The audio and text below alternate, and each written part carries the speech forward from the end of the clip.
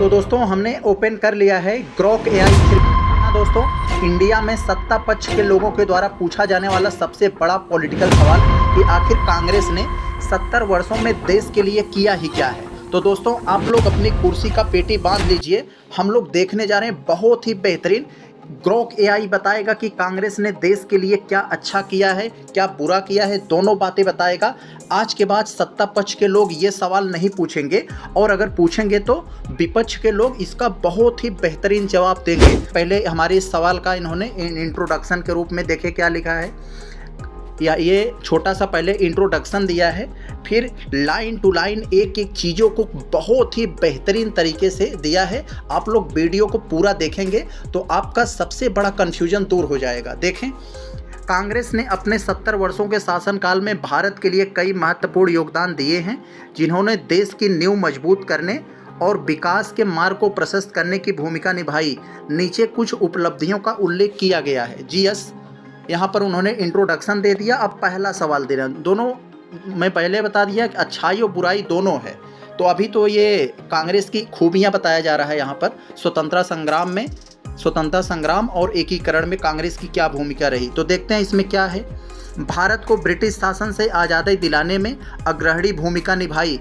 1947 में आज़ादी के बाद सरदार वल्लभ भाई पटेल के नेतृत्व में 500 से अधिक रियासतों का भारत में विलय कर एक संयुक्त राष्ट्र का निर्माण किया गया। यस, आप लोग जानते हैं। दूसरे स्टेप में हम लोग चलते हैं, देखते हैं। यहाँ दूसरे स्टेप में संविधान का निर्माण दिया है। यहाँ पर संविधान का निर्माण यानी दूसरे स्टेप में तो यहाँ पर लिखा है, कांग्रेस के नेतृत्व में डॉक्टर भीमराव अंबेडकर, जवाहरलाल नेहरू और अन्य नेताओं ने मिलकर 26 जनवरी 1950 को भारत के संविधान को लागू किया, जो दुनिया का सबसे बड़े लोकतंत्र की आधारशिला बना। यह संविधान समानता, स्वतंत्रता और न्याय के सिद्धांतों पर आधारित है। यस, तीसरा पॉइंट में हमने देखते हैं क्या लिखा है, आर्थिक और औद्योगिक नींव। इसमें क्या लिखा है इन्होंने, आज़ादी के बाद कांग्रेस ने मिश्रित अर्थव्यवस्था को अपनाया। मिश्रित अर्थव्यवस्था का मतलब दोस्तों यह होता है न तो पूरी तरह से पूंजीवाद, न तो पूरी तरह से समाजवाद, यानी पूंजीवाद और समाजवाद का मिक्सचर। तो यहाँ पर उन्होंने लिखा मिश्रित अर्थव्यवस्था को अपनाया। जवाहरलाल नेहरू के नेतृत्व में भाखड़ा नागल बांध, बोकारो स्टील प्लांट और अन्य बड़े बांधों व औद्योगिक इकाइयों की स्थापना हुई। सार्वजनिक क्षेत्र के उपक्रम यानी PSUs जैसे सेल, भेल और ONGC की शुरुआत हुई, जो आज भी अर्थव्यवस्था की रीढ़ हैं। आगे देखते हैं हम लोग चौथे पॉइंट में उन्होंने शिक्षा और स्वास्थ्य के क्षेत्र में कांग्रेस का क्या योगदान रहा है। बहुत बढ़िया, देखें लिखा है कि कांग्रेस ने IITs जो कि 1951 में शुरू हुआ, एम्स 1956 में, IIMs जैसे उच्च शिक्षण संस्थानों की स्थापना की, जिससे भारत को तकनीकी और चिकित्सा के क्षेत्र में आत्मनिर्भर बनाया। राष्ट्रीय ग्रामीण स्वास्थ्य मिशन जो कि 2005 और सर्व शिक्षा अभियान के जरिए कार्यक्रमों ने ग्रामीण क्षेत्रों में स्वास्थ्य और शिक्षा को बढ़ावा दिया। यस, ये तो शिक्षा और स्वास्थ्य में हो गया। आगे देखते हैं सामाजिक कल्याण के बारे में कांग्रेस का क्या योगदान रहा है। यहाँ देखते हैं, मनमोहन सिंह के नेतृत्व में मनरेगा 2005 में शुरू की गई, जिससे ग्रामीण रोजगार को सुनिश्चित किया गया।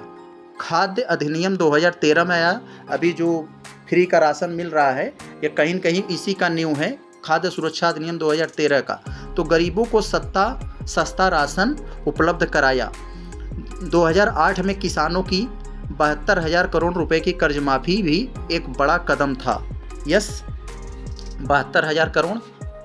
आगे देखते हैं छठवें में इन्होंने क्या लिखा है। छठवें पॉइंट में दोस्तों इन्होंने लिख दिया है कि विदेश नीति और परमाणु शक्ति के क्षेत्र में कांग्रेस का योगदान। तो नेहरू की गुटनिरपेक्ष नीति ने भारत को वैश्विक मंच पर एक अलग पहचान दिया। 1974 में इंदिरा गांधी के नेतृत्व में पहला परमाणु परीक्षण और 1998 में दूसरा परीक्षण कांग्रेस के समर्थन से सरकार के दौरान भारत के परमाणु शक्ति संपन्न बनाया। तो भारत को परमाणु शक्ति संपन्न बनाया। आगे देखते हैं इन्होंने क्या लिखा 7वें पॉइंट में, बहुत ही गजब का। कांग्रेस के शासन में रेलवे का विस्तार, बंदरगाहों और हवाई अड्डों का निर्माण हुआ।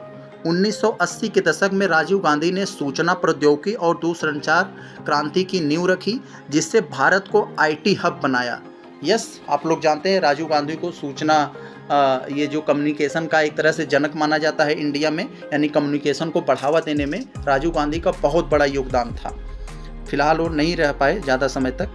आगे देखें दोस्तों, यहाँ पर उन्होंने कंक्लूजन दिया है। सबसे मेन होता है यहाँ पर एक कंक्लूजन में उन्होंने क्या लिखा है, यही सबसे मेन होता है। यहाँ पर जो बातें बताया जाएगा, देखते हैं क्या है। हालांकि आलोचकों का कहना है कि कांग्रेस के शासनकाल में भ्रष्टाचार, गरीबी और असमानता जैसी समस्याएं भी बनी रहीं, फिर भी यह निर्विवाद है। यहाँ देखिए क्या कहा ग्रोक ने, फिर भी यह निर्विवाद है कि कांग्रेस ने भारत को एक आधुनिक, लोकतांत्रिक और आत्मनिर्भर राष्ट्र बनाने में महत्वपूर्ण योगदान दिया। यस, तो आप लोगों ने देखा यहाँ कांग्रेस की जो है 70 सालों में क्या किया। ये एक शॉर्ट नोट था, ये पूरा बताएगा तो ये कई पेज है, बहुत लंबा वीडियो हो जाएगा। तो हमने एक ग्रोक से जो है एक शॉर्ट नोट्स जानने का प्रयास किया। इन्होंने शॉर्ट नोट्स में बताया कि कांग्रेस की 70 सालों की कुछ प्रमुख उपलब्धियों के बारे में, और अंत में उन्होंने एक कंक्लूजन के रूप में भी यहाँ पर दिया है कांग्रेस के लिए। तो चले हम लोग मिलते हैं नेक्स्ट वीडियो में, तब तक के लिए नमस्कार।